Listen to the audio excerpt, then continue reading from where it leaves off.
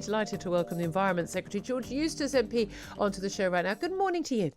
Good morning. Good morning. Lots to talk about. I know you want to talk about today what you're announcing in terms of proposals to create and improve protected landscapes across England. How does this work at a time when, of course, the government is also pushing to have planning reform, which some people, including some of your backbench MPs, say will actually damage some of our landscapes?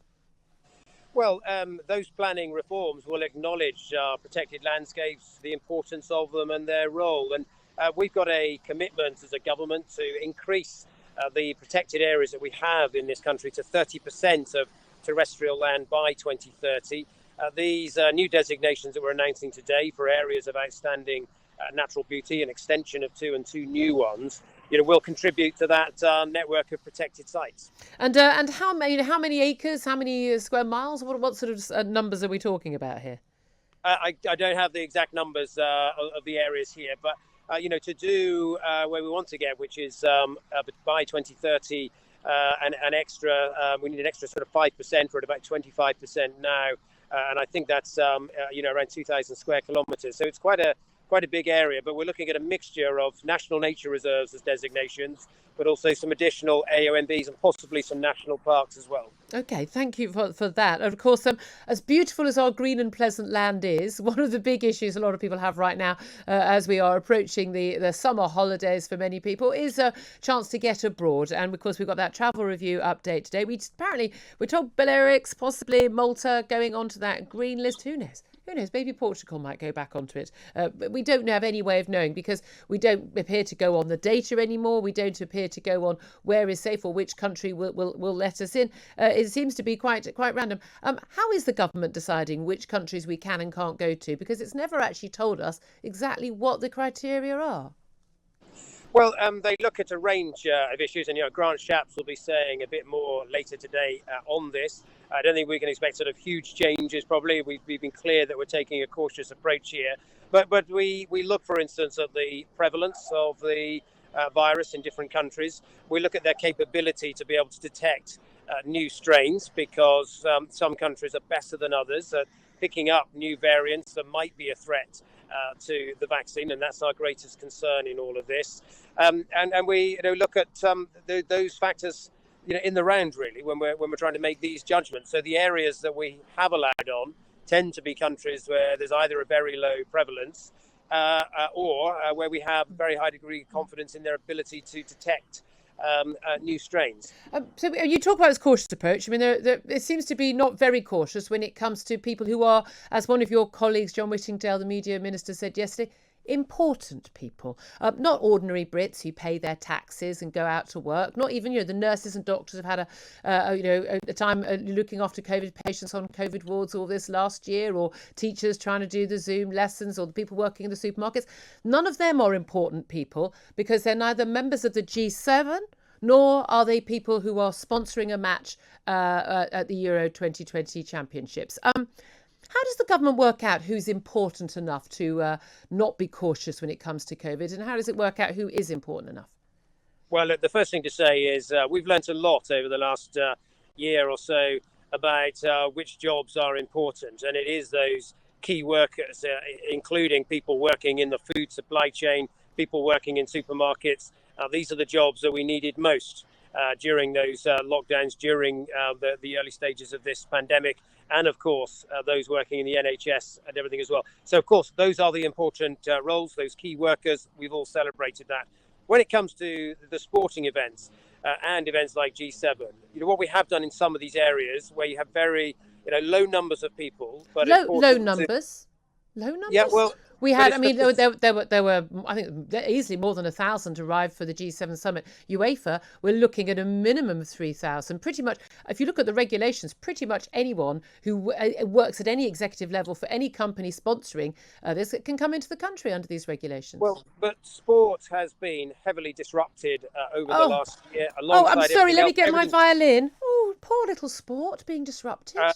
I think people want to see sport resume, and what we are trying to do is to facilitate these major events where we're able to. We want to try to get back to life as normal. Of course we do. Julia, you and I have had this discussion many times.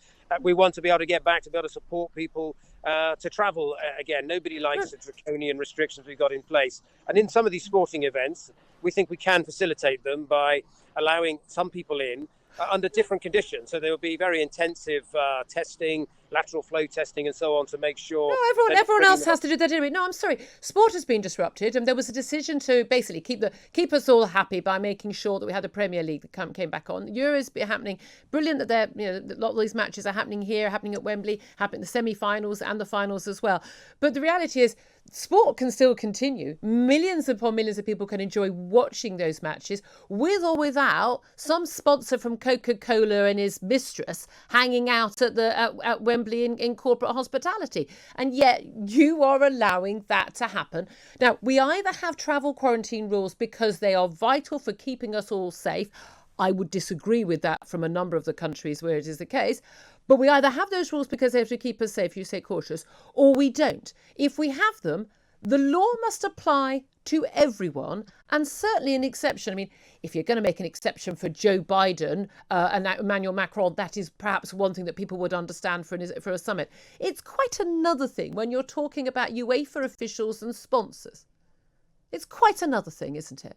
Well, look, we're trying to get on every front people back to life as normal. And as we've, taken removed some of the restrictions over the last couple of months, we've allowed shops, first of all, to reopen. Then we allowed pubs to open outside. Now we're allowing pubs to open inside.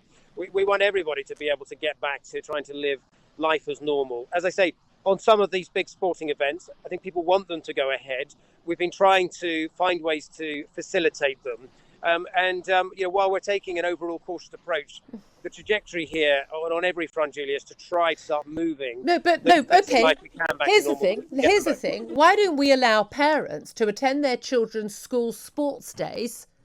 That would mean a lot more to a lot of people than UEFA officials and sponsors being allowed to come to the country. The reality is the government has caved into bullying by UEFA that's basically said, we'll take the matches away. You've done a focus group in number 10, basically saying, do we think people will be more or less happy about this? And I think you may well have got the wrong call. I mean, we either have these rules for everyone or we have these rules for no one. I have been double jabbed. I've had COVID. Millions of people in the same situation. People can take a test, and yet we are not allowed to travel abroad and come back without 10 days of isolation and huge costs of testing. That is simply not fair. And if we are talking about how we run a democratic country, it is simply untenable for there to be people allowed to be above the law. Surely you're a conservative. Is not the rule of law and fairness, is that not fundamental to the principles behind your politics? Yes, of course it is. So this is wrong then? Well, no. You know this is wrong, George. Of course it is, but of course it's wrong, yeah? If there's a particular alternative provision for a particular event, well, then that's different. But I think the wider point, Julia, is I'm a great believer in liberty and in individual liberty. And therefore, obviously we need to get rid of all of these restrictions as quickly as we're able to. Nobody wants to be maintaining the sorts of draconian restrictions we've got in place. Well, hospitalisations are going down right now, not up. So why are we still maintaining them at all? Well, the reason we paused them until the 19th of July, as you know, is that the judgment was that we needed to get a higher proportion of the population to have their second jab. Now, we're making good progress. Over 80% now have had one jab, 60% have had the second jab.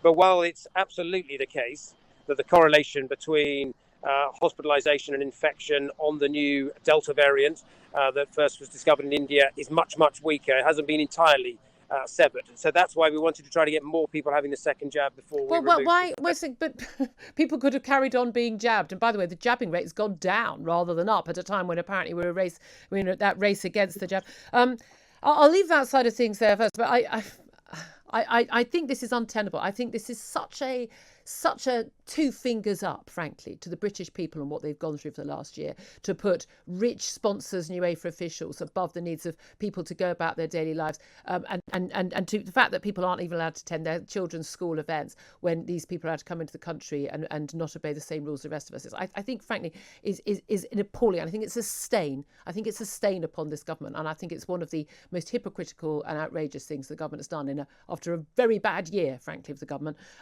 But let me just go on to Russia, just very briefly. I know you have to go, but we've got two versions of events from two different governments about what happened in these waters in the Black Sea. The Russians say they did fire on the Royal Navy warship. The Royal Navy and the MOD says no, they didn't. There was some military, events going on separate a while away. We've got two journalists who are on board who are backing up what the Russian version of events is. Who's telling the truth?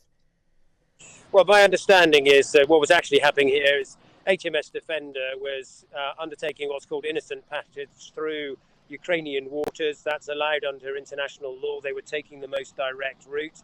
That's understood. Everyone understands that element of international law.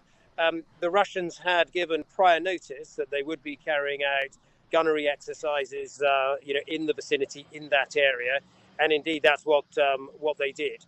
Now, of course, against this, there's the context here, which is, obviously some tensions, particularly around Crimea. We don't recognise the annexation of Crimea. It's part of the Ukraine, and we were therefore going through Ukrainian territorial waters. If the Russians are saying different things, maybe they were trying to make a point.